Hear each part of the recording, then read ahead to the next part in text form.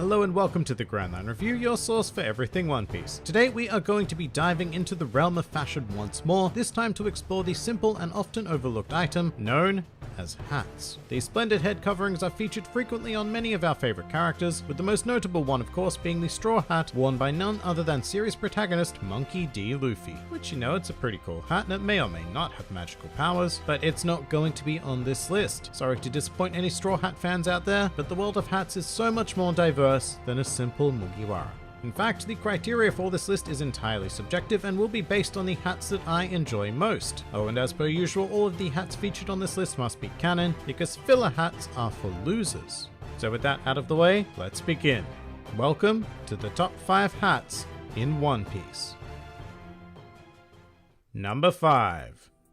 Rob Lucci's top hat. We are going to kick things off in style with a suave, sophisticated, formal head garb worthy of a true sir. With that said, this is some pretty serious hat we have on our hands here, with an exceptionally wide brim, especially for a top hat, which is chaperoned nicely by a similarly wide and very tall crown. The final feature of this head covering is a rather straightforward hat band circumnavigating the crown, much like the red line circumnavigates the world of One Piece. It's a very simple hat really, certainly the most simple we are going to see on this list, but it just works so damn well. Not only that, but it can do so in a variety of different colors, with Rob Lucci himself displaying the headwear in both black and white incarnations. This hat is an instant addition of class, which you would think would only work particularly well with an accompanying suit and a martini in hand. However, Lucci's carpent today certainly proved that this top hat is more than capable of handling itself on non-formal occasions. Simple, yet versatile, and well worthy of the opening spot on this list.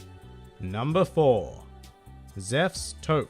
Here we have an unusual piece of headwear donned by the famed chef of the floating restaurant Baratier, Zeph. This gravity-defying masterpiece not only complements Zeph's character aesthetically by providing a counterbalance to his moustache, giving his design a pleasing sort of triangular shape and an almost fidget spinner-like formation really, but as a portion of uniform used in food preparation, its white color is also used to convey cleanliness, and the sheer extent of this individual toque certainly does portray that idea to a new extreme. Furthermore, it serves a practical purpose, as most hats do, covering Zeph's head for sanitary reasons, such as not allowing loose strands of hair to become part of a customer's meal. Finally, the toque also serves quite a grand purpose in that it very effectively identifies Zeph as the head chef. Quite a lot for a fairly simple, yet overdone hat to achieve, but Zeph's toque is nothing short of glorious.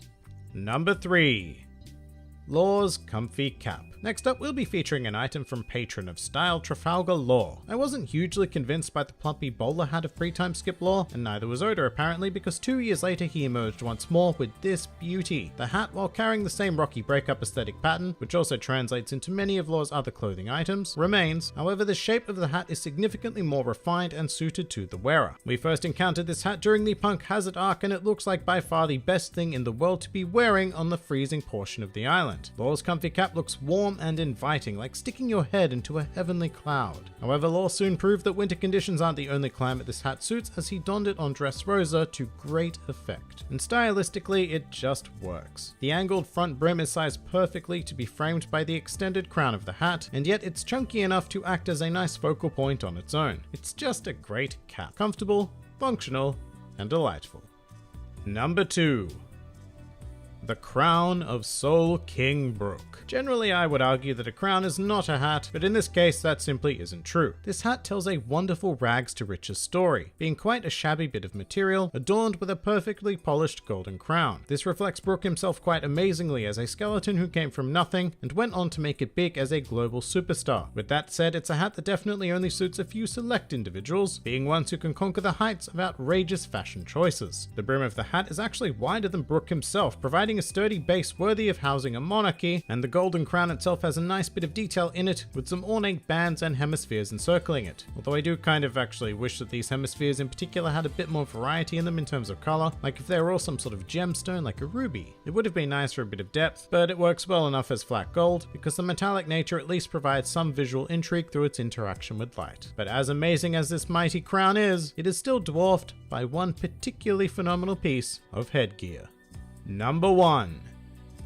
Ace's Cowboy Hat. Alright, this final entry kicks things up a gear because this offering from the once alive and well Port-Gastee Ace is a wonderful combination of sleek, simple style with a flourish of detail. The flat orange color is already a pretty adventurous choice, and it acts as a wonderful canvas to the red beads and blue smiley faces that are really allowed to have their pop through color alone. The blue of the smileys is a nice complementary color to the dominant orange, however it wouldn't work anywhere near as well if not for the analogous color choice in regards to the red beads. This red acts as a bridging color, being right next to orange on the color wheel and a mere one stop away from blue via the realm of purple. The result is a well blended accessorized hat that really has no right to work as well as it does given the odd elements at play here. We should also mention the strap, which may not seem like much, but it really adds that sense of cowboy authenticity that you don't really find in similarly styled hats like Alvida's or Nico Robin's, both of whom are very cool hats that should be noted as honorable mentions for this list, but yeah, didn't quite make it. But back to Ace's hat, this is a triumph of head coverings through masterful use of color, shape, and texture. It is the result of simple elements combined with excellent design, and certainly worthy of supreme recognition.